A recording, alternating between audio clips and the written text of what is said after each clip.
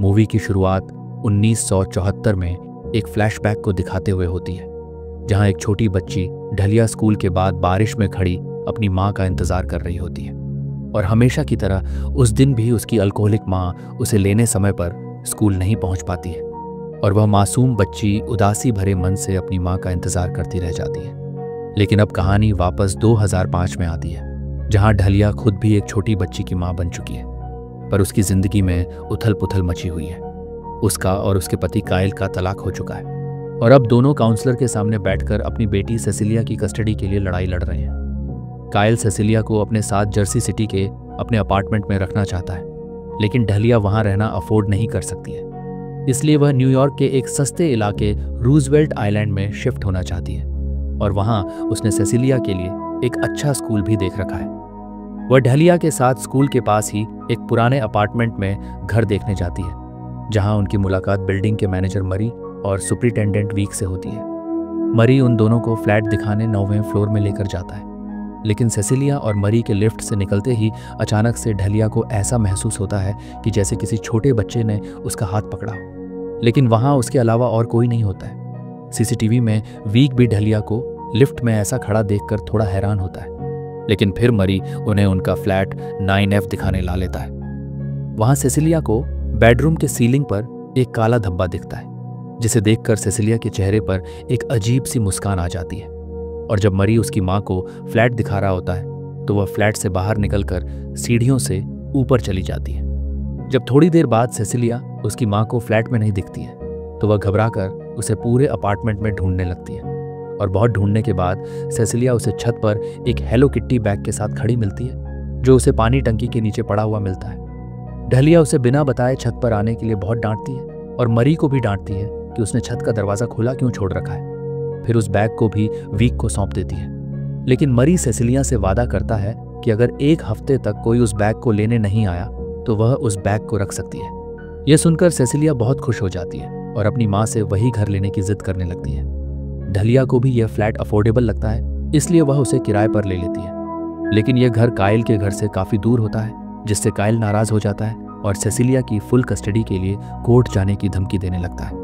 मगर ढलिया उसे समझाती है कि यह घर उनकी बेटी के लिए अच्छा है और उसका स्कूल भी वहां से सिर्फ 2 ब्लॉक्स की दूरी पर है। और 4 दिनों बाद सेसिलिया के साथ वहां रहने आ जाती है, लेकिन पहली ही रात उसकी नज़र छत पर बने उस काले धब्बे पर जाती है, जिससे अब काला पानी भी टपकने लगा होता है। अगली सुबह ढलिया वहां एक बर्तन रख देती है और सेसिलिया को उसके नए स्कूल में छोड़ देती है और खुद के लिए पास में ही एक जॉब भी ढूंढ लेती है। घर लौटकर ढलिया देखती है कि उसका बर्तन पूरा पानी से भर चुका है और पानी भी साधारण नहीं होता है, बल्कि पानी का रंग गाढ़ा काला होता है। डर और घबराहट में ढलिया तुरंत विक से शिकायत करती है, लेकिन विक बड़ी ही लापरवाही से जवाब देता है कि बिल्डिंग 30 साल पुरानी है, यहाँ ऐसी समस्याएं आती ही रहती हैं।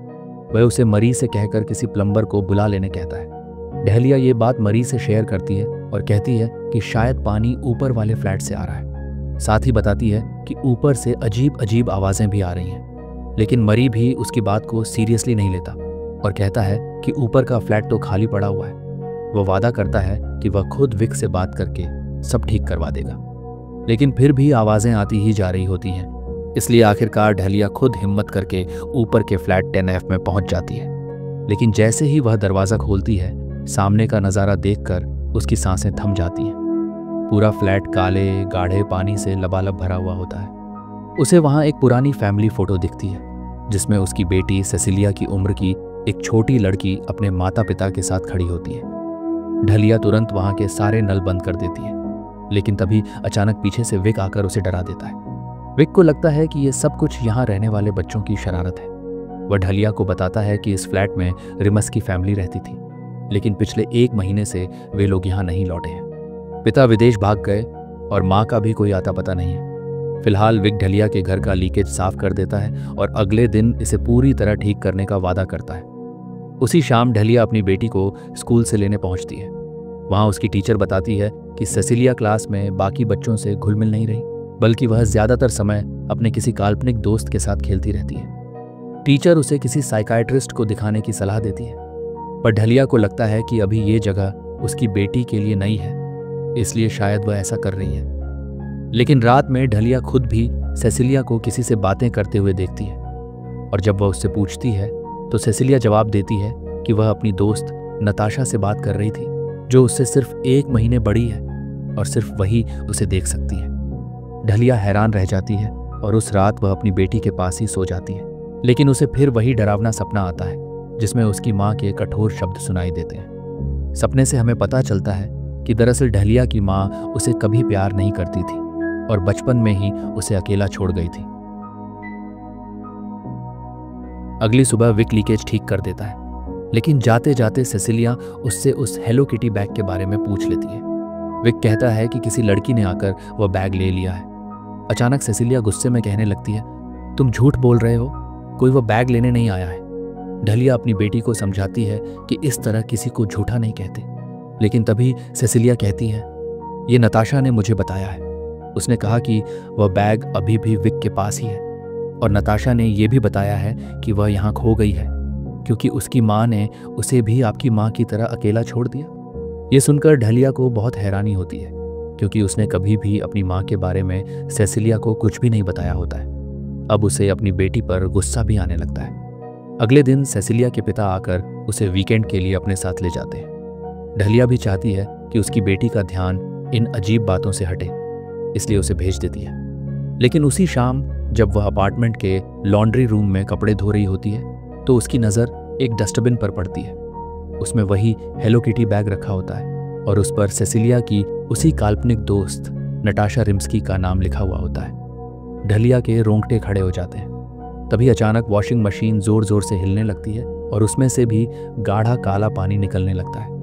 विक तुरंत वहां आकर सफाई करने लगता है और इसी दौरान वह बताता है कि नताशा दरअसल उसी 10F फ्लैट में रहने वाले कपल की बेटी है। अब ढलिया समझ जाती है कि ये सब सिर्फ पानी का लीकेज नहीं है, बल्कि इसके पीछे जरूर कोई गहरा डरावना राज छुपा हुआ है। अगले दिन दोपहर में ढलिया अपने लॉयर से मिलती है।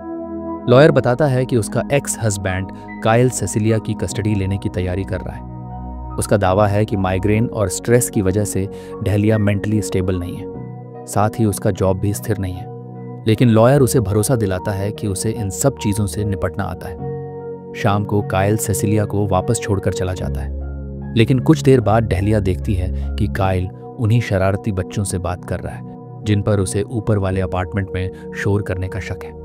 एक पल के लिए ढलिया को लगता है कि कहीं काइल ही तो ये सब नहीं करवा रहा ताकि वह उसे मेंटली अनस्टेबल साबित करके सेसिलिया की कस्टडी ले सके। ढलिया अपना ये शक अपने लॉयर को भी बता देती है। अगले दिन ढलिया सेसिलिया को नताशा के साथ खेलने से मना करके स्कूल छोड़ देती है, लेकिन थोड़ी देर बाद स्कूल में जब सेसिलिया अपनी और अपनी माँ की ड्राइंग बना रही होती है तो नताशा ज़बरदस्ती उसकी ड्राइंग बिगाड़ने लगती है। गुस्से में पहली बार सेसिलिया चिल्लाकर उसे डांट देती है। टीचर उसे हाथ धुलने के लिए वॉशरूम भेज देती है, लेकिन वहाँ भी अचानक हर जगह से काला पानी निकलने लगता है। घबराकर भागते हुए सेसिलिया वहीं बेहोश हो जाती है। स्कूल तुरंत सेसिलिया के माता पिता को इन्फॉर्म करके उसे हॉस्पिटल में एडमिट करवा देता है, लेकिन खराब मौसम की वजह से ये खबर ढलिया को देर से मिलती है और जब तक वे हॉस्पिटल पहुंचती है तब तक काइल सेसिलिया को डिस्चार्ज करके ले जा चुका होता है। ढलिया उदास होकर अपने फ्लैट लौट आती है, लेकिन काइल सेसिलिया को वहां भी लेकर नहीं आया होता है और अब उसके बेडरूम में भी फिर से पानी भरने लगता है। ढलिया को अब कुछ भी समझ नहीं आ रहा होता है। वह अपने लॉयर और मरी को बुलाकर पानी की समस्या दिखाती है। मरी भी अब अगले दिन तक सब ठीक करने का वादा करता है। इसी बीच लॉयर उन्हें बताता है कि उसने 10F वाली लेडी से बात की है। उसका कहना है कि वो अपनी बेटी को उसके पिता के पास छोड़कर रिहैब के लिए चली गई थी, लेकिन उसके पिता को भी लगता है कि उनकी बेटी अपनी माँ के पास है। ढलिया विक से पूछती है कि क्या तुमने नताशा की माँ के जाने के बाद उसे कभी यहाँ देखा है? तो विक कहता है कि उसने एक बार उसे सीढ़ियों में देखा था, लेकिन अगले दिन उसके पिता ने कहा कि वह भी अपनी माँ के साथ चली गई है, तो फिर मैंने भी ज्यादा ध्यान नहीं दिया। अब उन्हें समझ आ जाता है कि नताशा मिसिंग है। वे लोग नताशा की मिसिंग रिपोर्ट दर्ज करवाने का फैसला करते हैं, लेकिन उसी रात ढलिया को अपने घर में अजीब आवाज़ें सुनाई देने लगती हैं, जैसे कोई छोटी बच्ची मदद के लिए पुकार रही हो। फ्लैट के बाहर उसे गीले पैरों के निशान भी दिखते हैं। वह उनका पीछा करते हुए छत तक पहुंचती है और पानी के टैंक में झांकती है तो अंदर उसे नताशा की लाश तैरती नजर आती है और उसे एक विजन भी दिखता है जिसमें नताशा अपनी माँ को ढूंढते हुए टैंक में गिरती हुई दिखती है। ढलिया तुरंत पुलिस को इन्फॉर्म करती है। पुलिस नताशा की लाश निकालती है और विक को लापरवाही से वाटर टैंक खुला छोड़ने के लिए हिरासत में ले लेती है। ढलिया भी अब सब कुछ समझ जाती है कि नताशा के माता पिता ने लापरवाही से यहीं उसे अकेला छोड़ दिया था, लेकिन मरने के बाद भी वह मासूम बच्ची अपनी माँ का इंतजार करती रही और जब उसने ढलिया को देखा तो उससे ही अपनी माँ जैसा लगाव महसूस कर लिया। अगले दिन सेसिलिया के पिता भी सेसिलिया को लेकर वहां आ जाते हैं और ढलिया भी जर्सी सिटी में कायल के पास जाकर रहने का फैसला करती है ताकि उन दोनों को सेसिलिया की कस्टडी बांटने में आसानी हो। लेकिन नताशा की आत्मा ये सब बर्दाश्त नहीं कर पाती। वह नहीं चाहती कि ढलिया उससे दूर चली जाए, इसलिए जब सेसिलिया बाथटब में नहा रही होती है तो नताशा पूरी तरह से हावी होकर सेसिलिया को टब में डुबाकर मारने लगती है। ढलिया दरवाज़ा तोड़कर अंदर आती है और यह खौफनाक मंजर देखकर सन्न रह जाती है। नताशा उसे अकेला न छोड़ने और उसकी मां बनने की विनती करने लगती है, तो मजबूरी में ढलिया भी अपनी बेटी को बचाने के लिए नताशा के साथ हमेशा उसकी मां बनकर रहने का वादा कर देती है। ये सुनकर नताशा सेसिलिया को छोड़ देती है और उसी पल पूरे बाथरूम को पानी से भर देती है, जिससे ढलिया वहीं डूबकर मर जाती है।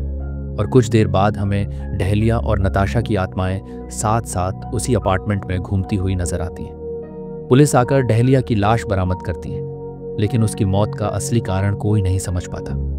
दूसरी तरफ कायल भी यह खबर सुनकर शॉक में चला जाता है और तुरंत आकर अपनी बेटी को साथ लेकर वहां से निकल जाता है। लेकिन कुछ दिन बाद जब कायल और सेसिलिया अपना सामान लेने उसी पुराने फ्लैट में लौटते हैं तो सेसिलिया अपनी माँ को याद करके बहुत उदास हो जाती है। लेकिन वापस लौटते समय अचानक लिफ्ट बंद हो जाती है और सेसिलिया उसमें अकेली फंस जाती है, जहां उसकी मां की आत्मा आखिरी बार अपनी बेटी की छोटी बनाकर हमेशा उसके साथ रहने का वादा करती है।